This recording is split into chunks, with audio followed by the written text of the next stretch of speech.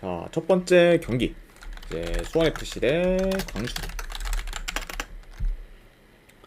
자, 일단 수원FC 같은 경우에는 지금 큰 결장전 없어요. 그리고 이제 그에 반해 광주 같은 경우에는 여전히 좀 브루노가 결장 중이고, 그리고 이제 아사니 같은 경우에는 지금 유로 뛰고 있죠. 그리고 이제 이균 선수 그리고 변준 선수 등이 결정 중입니다. 그러니까 확실히 좀 수원FC에 비해서 광주 같은 경우에는 좀 전력 누수가 있는 편이다, 이렇게 좀 말씀드려 봅니다. 자, 일단 이제 수원 같은 경우에는 최근 강원과 서울 상대로 연달아 지며 흐름이 좋지 못하고, 그리고 현재 지금 홈과 원정에서의 편차가 큰 편이에요. 그렇죠? 그래서 일단 뭐 수원 같은 경우에는 원정에서는 3연패 중으로 지금 저조한 성적을 거두고 있죠. 자, 그래도 지금 뭐 원정과 달리 홈에서는 3연승 중으로 좋은 성적을 거두고 있기 때문에 수원 입장에서는 지금 홈에서 경기를 치르는 게 굉장히 큰 어드밴티지가 될 수 있다고 봅니다. 자, 그리고 이제 광주 같은 경우에는 컵 경기 포함 3연승을 거두면서 이제 상승세를 이어갔지만 직전 경기 대전 상대로 역전패를 당하며 이제 연승 흐름이 끊기고 말았어요. 자, 그래서 뭐 그 경기를 좀 간략하게 봤을 때 경기 초반에는 광주가 좀 선취골을 넣으면서 굉장히 좋은 경기력을 보였지만 이후에는 이제 이렇다 할 득점 기회를 잘 못 만들면서 불안한 리드를 좀 계속해서 유지를 했고, 결국 그 리드를 지키지 못한 채 대전한테 역전패를 좀 당했죠. 네. 게다가 뭐 이제 광주 같은 경우에는 전반과 다르게 후반에 급격하게 좀 경기력이 떨어지면서 더더욱 좀 좋지 못한 모습을 보였습니다. 자, 아무튼 이렇게 좀 양 팀의 좀 최근 상황에 대해서 간략하게나마 말씀드려봤네요.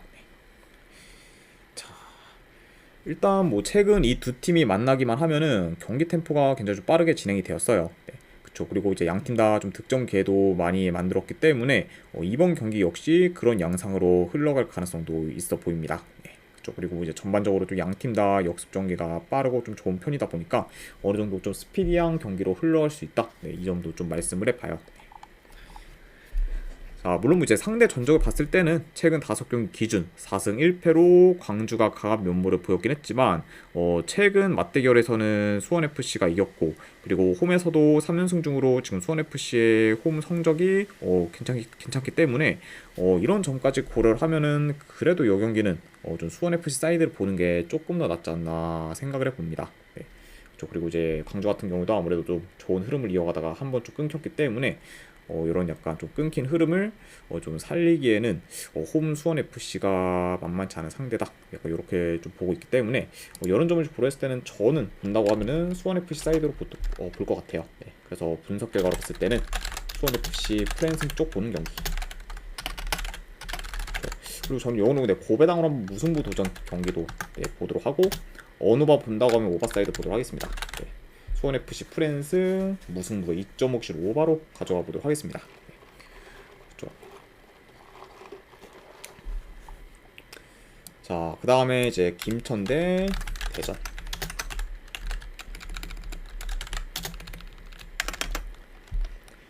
자, 일단 뭐 이제 김천 같은 경우에는 그렇게 큰 결장자는 없고, 그에 반해 뭐 이제 대전 같은 경우에는 결장자가 좀 상당히 많아요.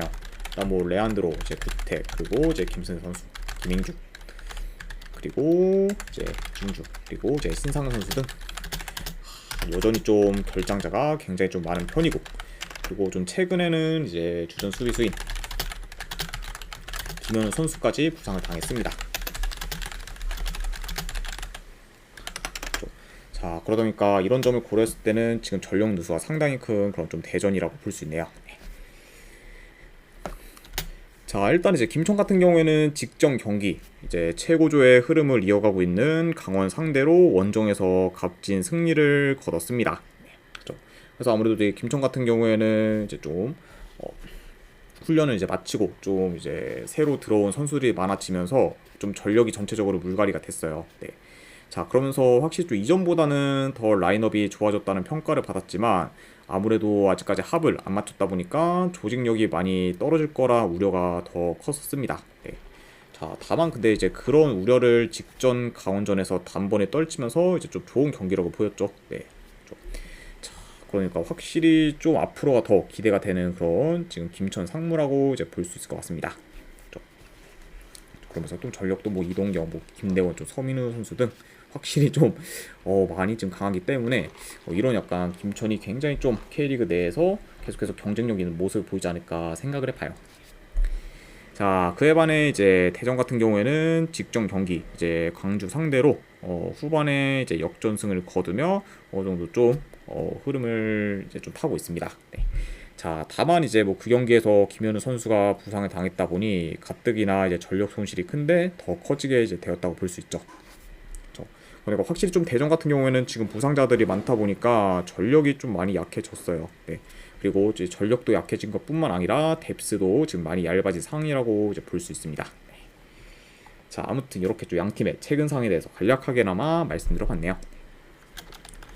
자, 일단 뭐 전반적으로 이 경기 같은 경우에는 뭐 김천이 중원 싸움에서 우위를 정할 것으로 봅니다. 네. 그러면서 좀 경기를 좀 운영할 것으로 보고, 그리고 이제 뭐 김천 상무 같은 경우에는 지금 전망 압박 또한 좋기 때문에 대전의 그런 볼 점유를 이제 많이 좀 불편하게 만들 것으로 봐요.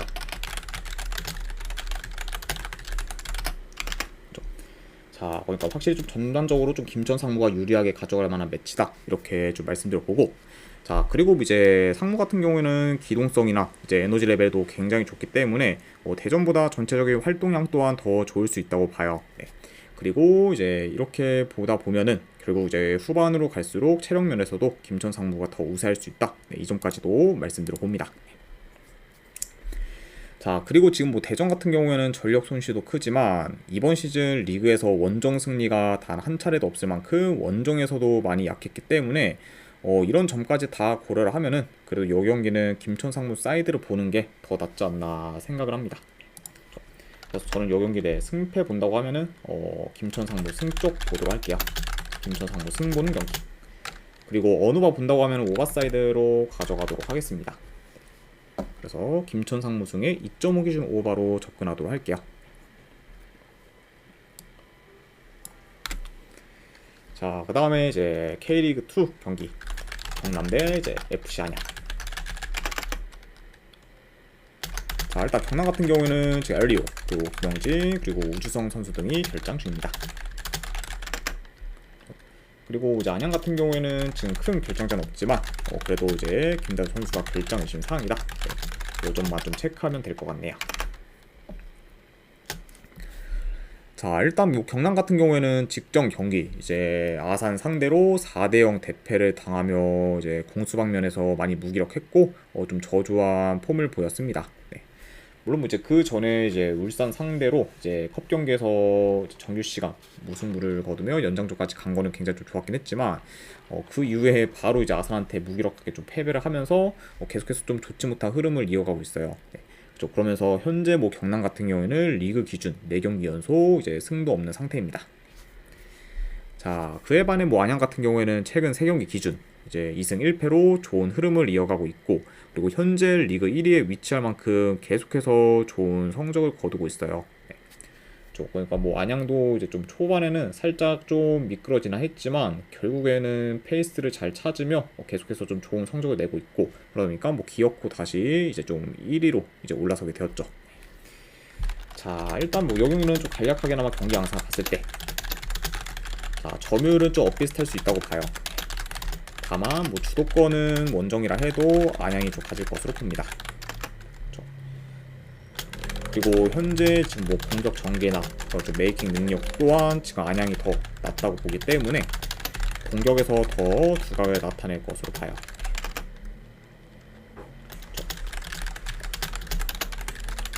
그러니까 확실히 좀 안양이 좀 더 공격을 좀 주도하면서 좀 경기를 풀어갈 만한 그런 좀 상황이다 이렇게 좀 말씀드리고, 자, 게다가 이제 뭐 경남 같은 경우에는 측면 수비가 좀 취약하다 보니까 안양이 이번 경기 좀 측면 위주로 공략할 가능성도 있어 보이네요. 자, 아무튼 이렇게 좀 경기 양상까지도 간략하게나마 말씀드려봤습니다. 자, 물론 이제 한 가지 고려할 점은 최근 안양의 원정 경기력이 그렇게 좋지는 못해요. 네. 자, 다만 뭐 그럼에도 불구하고 현재 뭐 경남에 비해서는 뭐 경기력적인 부분도 많이 낮기 때문에 이런 점을 고려하면은 그래도 이 경기는 안양 사이드로 보는 게 조금 더 낫지 않나 생각합니다. 그래서 저는 이 경기 내 승패 본다고 하면은 안양 사이드 쪽으로 접근하도록 할게요. FC 안양 승 보는 경기. 그리고 고배당으로는 네, 햄무도전 이렇게 가져가 보도록 하겠습니다. 그래서 FC 안양승의 고배당 햄무로 접근하도록 할게요. 자, 그 다음에 이제 전남대 수원 삼성 경기. 자, 일단 뭐 전남 같은 경우에는 지금 UAE가 결장을 지금 상황입니다. 그리고 이제 뭐 수원 삼성 같은 경우에는 지금 통가라 그리고 지금 박상혁 선수 등이 결장 중인 상황. 자, 이렇게 좀 양 팀의 결정자 이슈에 대해서 간략하게나마 말씀드려봤습니다. 자, 일단 뭐 전남 같은 경우에는 직전 경기 이제 뭐 부천 상대로 후반 막판에 극장골을 넣으며 이제 무승부를 거뒀어요. 네, 그러면서 이제 이로 인해 현재 7경기 연속 무패 행진을 이어가고 있습니다. 네. 물론 뭐 전남이 좀 페이스가 떨어진 감이 없지 않아 있긴 하지만 그래도 이제 계속해서 지지는 않으면서 좀 좋은 흐름을 이어가고 있다 이렇게 좀 볼 수 있고, 그리고 이제 수원 삼성 같은 경우에는 최근 무승부를 거두는 경기가 많았지만 그래도 이제 직전 경기 성남 상대로 3대0 대승을 거두면서 오랜만에 좀 시원한 승리를 거뒀습니다. 네. 그러니까 확실히 좀 수원 삼성 입장에서는 직전 경기의 그런 대승 흐름을 계속해서 이어가는 게 지금 중요한 포인트다 이렇게 이제 볼 수 있을 것 같네요. 자, 일단 이제 이 두 팀 같은 경우에는 4월에 맞붙은 적이 있어요. 네. 그리고 이제 그때는 수원이 전남 상대로 홈에서 5대1 대승을 거두며 압도적인 모습을 보였습니다. 네. 자, 다만 이제 그때와 달리 이제 좀 두 달이 지난 현 시점에서는 양 팀의 상황이 많이 바뀌었으며 현재는 전남이 수원보다 경기력 면에서 밀릴 게 없다 보니까 이번 경기는 뭐 전남이 홈에서 충분히 좀 비등한 경기를 치르지 않을까 생각합니다. 네. 그러니까 확실히 좀 두 달 전에 이제 수원이 대승을 거뒀을 때랑은 달리 현재는 좀 양 팀의 그런 좀 상황이 많이 좀 반전되었다. 네, 이렇게 말씀드려봐요. 자, 그리고 좀 더 고려해 봐야 할 부분이 지금 일단 전남 같은 경우에는 10일 가까이 쉬었어요. 네. 자, 다만 이런 전남과 달리 수원 같은 경우에는 최근 3, 4일 간격으로 계속해서 경기를 치르고 있고 심지어 이제 컵 경기에서 포항과 연장전을 치르기도 했습니다. 그러니까 이런 점을 고려했을 때는 확실히 지금 수원 삼성이 전남보다 이제 좀 체력이나 컨디션적으로 많이 열세일 수 있다. 네, 이 부분도 좀 고려는 해둬야 될 것 같네요. 그렇죠? 자, 그러니까 약간 좀 이런 점까지 고려를 하면은 저는 이번에는 네, 수원보다는 그래도 전남 사이드를 보는 게 조금 더 괜찮지 않나 좀 생각을 해봅니다. 그렇죠? 그래서 저는 이 경기 내 승패 본다고 하면은 전남 프랜스 쪽으로 보도록 할게요. 전남 프랜스 보는 경기. 그리고 고배당으로는 네, 본다고 하면 무승부도전. 네. 요 정도로만 네, 가져가 보도록 하겠습니다.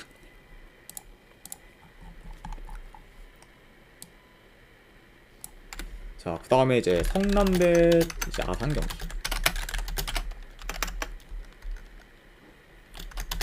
자, 일단 뭐 성남 같은 경우에는 지금 조성욱 선수 그리고 장유주 선수가 결장 중. 그리고 이제 마산 같은 경우에는 안데르손 그리고 황기우 그리고 이제 정마호 선수가 결장 중입니다. 확실히 좀 아산이 좀 더 전력 누수가 좀 크다. 네, 요 점은 좀 염두에 둬야 될 것 같네요.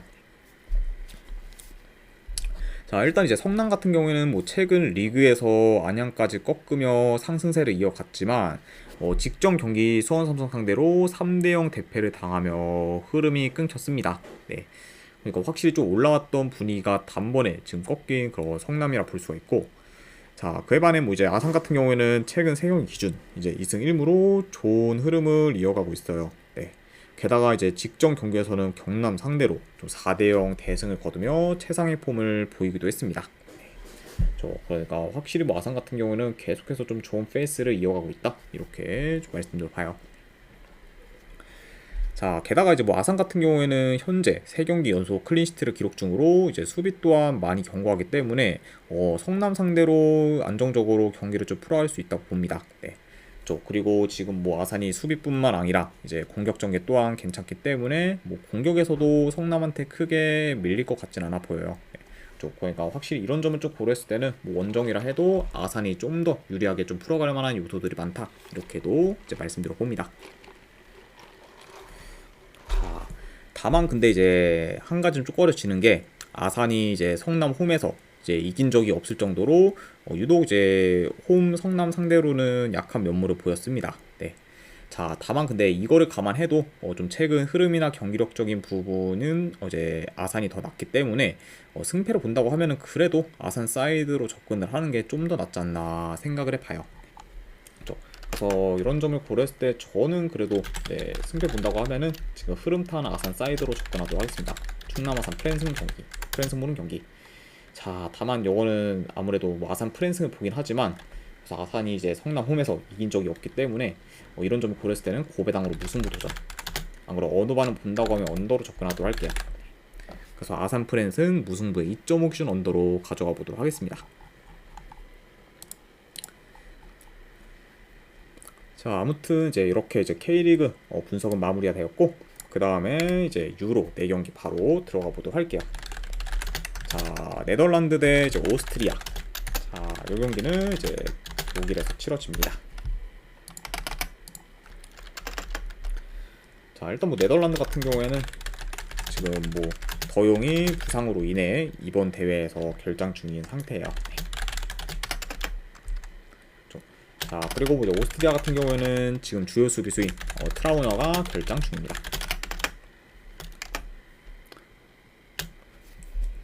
자, 현재 지금 네덜란드 같은 경우에는 승점 4점으로 1위, 그리고 이제 오스트리아 같은 경우에는 승점 3점으로 3위에 위치해 있어요. 네. 그러니까 이번 경기 결과에 따라서 이제 순위가 지금 뒤바뀔 수도 있는 그런 상황이라고 보시면 됩니다. 자, 근데 사실 솔직히 지금 뭐 네덜란드나 뭐 오스트리아나 이제 두 팀이 경기를 치렀을 때 결과가 어떻게 나오든 양 팀 다 최소 3위로 이제 16강 진출 가능성이 유력해요. 네. 자, 그러니까 뭐 웬만하면 이제 두 팀 다 이제 16강에 이제 올라갈 거라고 보긴 하지만 그래도 지금 몇 위로 올라가냐에 따라 16강 상대팀이 달라질 수 있기 때문에 이 경기는 양 팀한테 있어서 동기부여가 큰 경기라고 이제 좀 볼 수 있을 것 같습니다. 그러니까 뭐 양 팀 다 솔직히 뭐 풀전력으로 나올 만한 그런 좀 경기라고 보시면 될 것 같아요. 자, 사실 뭐 이제 이전까지만 해도 네덜란드가 오스트리아에 비해 더 높은 레벨의 팀이라고 여겼긴 했지만 최근 오스트리아의 그런 유로 경기를 봤을 때 굉장히 좀 공격 전개가 시원하면서 수비 리커버리도 좋고 그러면서 지금 공수 밸런스가 굉장히 잘 잡힌 상태라 볼 수 있고 경기력 또한 지금 많이 올라온 편이라고 볼 수 있어요. 그러니까 확실히 좀 최근 오스트리아 봤을 때는 뭐 경기력, 모멘텀 모두 지금 물오른 상태다, 이렇게 좀 말씀드릴 수 있을 것 같습니다. 그렇죠? 자, 그러다 보니까 제 아무리 지금 네덜란드라고 해도 이런 오스트리아 상대로는 다소 고전할 가능성이 크기 때문에 이 경기는 뭐 오스트리아가 좋은 결과를 낸다고 해도 전혀 이상할 게 없는 경기지 않나 좀 생각을 해봐요. 네, 그렇죠? 자, 그래서 저는 요거는 네덜란드 사이드보다는 오스트리아 쪽 사이드로 보는 게 좀 더 낫지 않나 생각을 해봐서 네, 오스트리아 쪽으로 접근하도록 하겠습니다. 네, 오스트리아 프랜승 보는 경기. 그리고 이 경기는 네, 고배당으로는 무승부로죠. 이 정도로만 가져가 보도록 할게요. 그래서 오스트리아 프랜승의 고배당 무승부로 접근하도록 하겠습니다.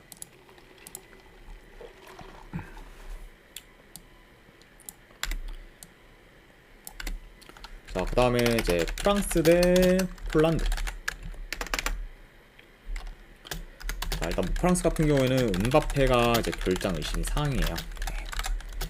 일단 뭐 코뼈 골절로 인해 이제 지난 경기 출전을 못했는데 이번 경기 역시 좀 출전이 많이 어려울 수 있다고 봅니다. 네, 그렇죠? 그러니까 솔직히 뭐 만약에 나온다고 하면은 좀 16강부터 좀 나올 가능성이 좀 더 높지 않을까 개인적으로 한번 생각을 해보고, 그 다음에 이제 뭐 폴란드 같은 경우에는 지금 큰 결장자는 없어요. 자, 아무튼 이렇게 좀 양 팀의 결장자 이슈에 대해서 간략하게나마 말씀드려봤습니다.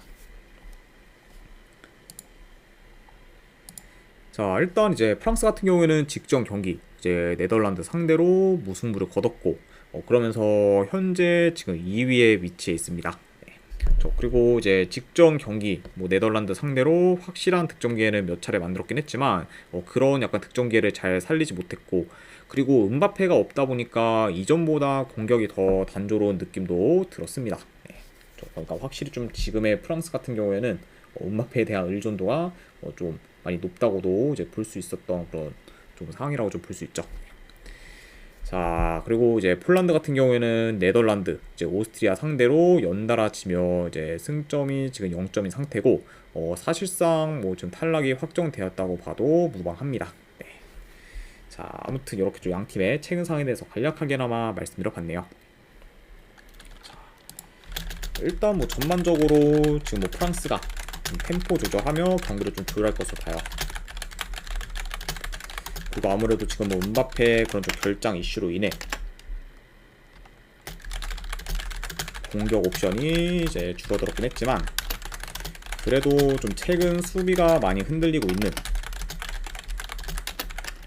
그런 뭐 폴란드 상대로는 어느 정도 프랑스가 공격에서 두각을 나타내지 않을까 생각을 해봐요.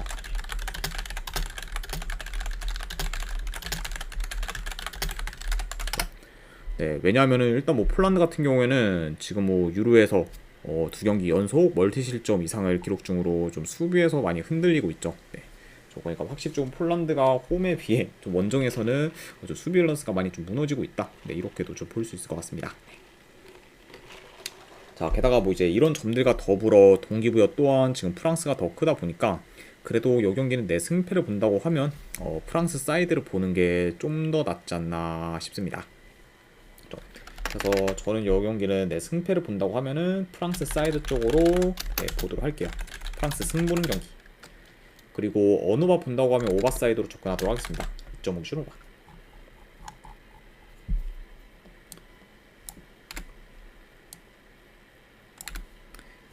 자, 그 다음에 이제 잉글랜드 대 슬로베니아.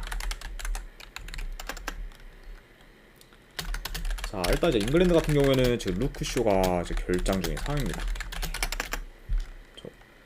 그리고 뭐 이제 슬로베니아 같은 경우에는 뭐 큰 결장자는 없어요. 자, 아무튼 네, 이렇게 좀 양 팀의 결장자 이슈에 대해서 간략하게나마 말씀드려봤습니다. 다만 뭐 이제 슬로베니아 같은 경우에는 뭐 큰 결장자가 없긴 하지만 약간 좀 주전 선수들 몇몇이 결장 이슈가 있다. 약간 요 정도는 좀 체크를 해야 될 것 같아요. 네, 이제 세린이나 뭐 이제 엘시니크 같은 선수들의 좀 결장 의심인 상태다. 네, 이렇게 이제 말씀도 드려봅니다. 자, 일단 이제 잉글랜드 네. 레인보우 샤베님 구독 1개월 감사합니다. 그리고 레인보우 샤베님 1개월 구독 감사드립니다. 네, 이제 구독을 하시면은 제 방송국에 있는 그 구독자 게시판에서 이제 분석 결과표를 확인하실 수 있으니까 네, 그 부분도 이제 참고하시면 될 것 같습니다. 네, 그리고 다시 한번 1개월 구독 감사드립니다. 자, 일단 이제 잉글랜드 같은 경우에는 직전 경기 이제 덴마크 상대로 무승부를 거두며 실망스러운 결과를 만들었고, 그리고 여전히 좀 경기력이 많이 안 좋습니다. 네, 그러니까 확실히 지금 뭐 잉글랜드 같은 경우에는 전술부터 좀 조직력까지 좀 총체적 난국인 상태다라고 좀 볼 수 있고, 자, 그리고 이제 슬로베니아 같은 경우에는 덴마크, 세르비아 상대로 열세라고 평가받았지만 그 팀들 상대로 전부 무승부를 거두며 나름 좀 선전하고 있어요. 게다가 뭐 이제 슬로베니아가 만약에 이번 경기에서 좀 좋은 결과를 낸다고 하면은 지금 16강 진출도 노려볼 만한 지금 상황이라고 볼 수 있죠. 자, 아무튼 이렇게 좀 볼 수가 있고, 자, 일단 뭐 이제 슬로베니아 같은 경우에는 뭐 최근 좀 유로 경기에서 점유율이 좀 많이 낮습니다. 그러다 보니까 이제 이런 점을 고려했을 때 잉글랜드가 그래도 점유율을 높게 가져올 것으로 봐요. 자, 다만 좀 최근 그렇죠, 잉글랜드의 저조한 경기력을 좀 고려했을 때 점유율을 좀 높게 가져간다고 해도 약간 그런 효율적인 플레이를 보일지는 의문이 드는 좀 상황이라고 볼 수 있습니다.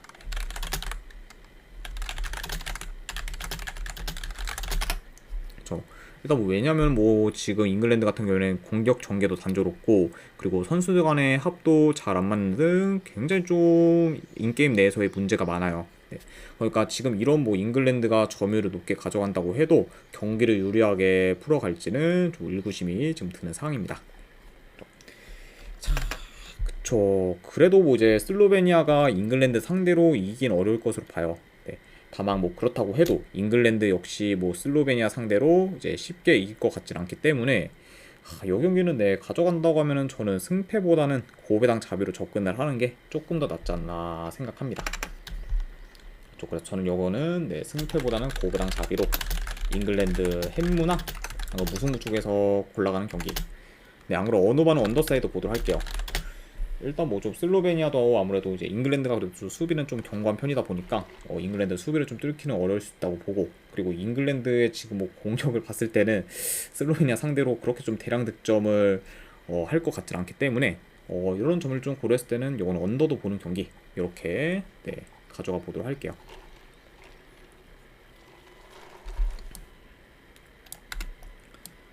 자, 그 다음에 이제 덴마크 대 세르비아.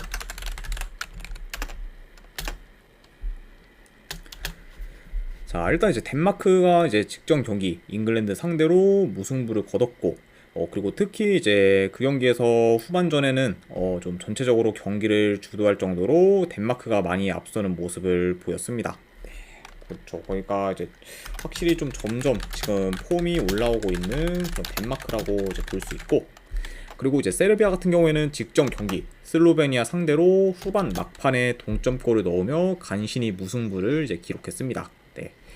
자, 물론 이제 직전 경기 무승부를 기록하긴 했지만 그거는 이제 세르비아 입장에서는 많이 좀 아쉬운 결과였긴 했죠. 네. 그리고 이제 지금 전반적으로 좀 폼도 그렇게까지 뭐 좋다고 보기는 좀 애매하다. 네, 이렇게 좀 말씀드릴 수 있을 것 같아요. 자, 그리고 이제 세르비아 같은 경우에는 지금 승점 1점으로 현재 지금 꼴찌기 때문에 이번 경기에서 반드시 이겨야 16강 진출이 가능해집니다. 그렇죠. 그러니까 확실히 좀 양팀 다 승리에 대한 좀 동기부여가 큰 경기라고 볼 수 있어요. 그렇죠. 아무래도 이제 이번 경기 결과에 따라서 이제 좀 16강 진출이 이제 좀 확정되기 때문에 덴마크나 세르비아나 굉장히 좀 중요한 경기다. 이렇게도 말씀드려 봅니다. 자, 일단은 뭐 경기 양상을 봤을 때 그래도 세르비아가 좀 템포를 좀 끌어올리면서 좀 스피디한 경기로 흘러갈 수 있다고 봐요. 그리고 이제 이 경기 같은 경우에는 어느 정도 좀 공격적인 양상으로도 흘러갈 수 있다고 봅니다.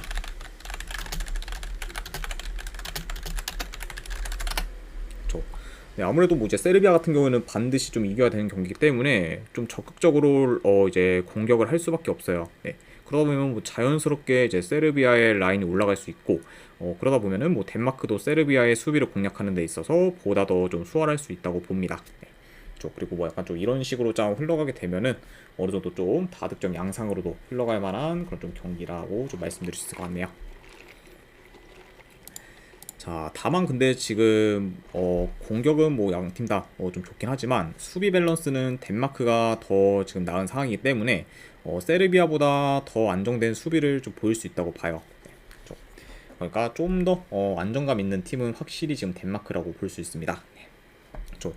자, 게다가 뭐 지금 현 상황에서는 솔직히 세르비아보다 덴마크의 경기력이 더 낫기 때문에 그래도 이번 경기 덴마크가 세르비아 상대로는 좋은 결과를 만들 수 있지 않을까 생각을 해봅니다. 그래서 저는 이 경기 내 승패 본다고 하면은 덴마크 사이드 쪽으로 접근하도록 할게요. 덴마크 승부는 경기. 그리고 요거는 고배당으로는 햄무 도전. 그리고 어느바 본다고 하면은 오버사이드 보도록 하겠습니다. 그래서 덴마크 승 고배당 햄무. 네, 어느바는 오바로 가져가 보도록 할게요.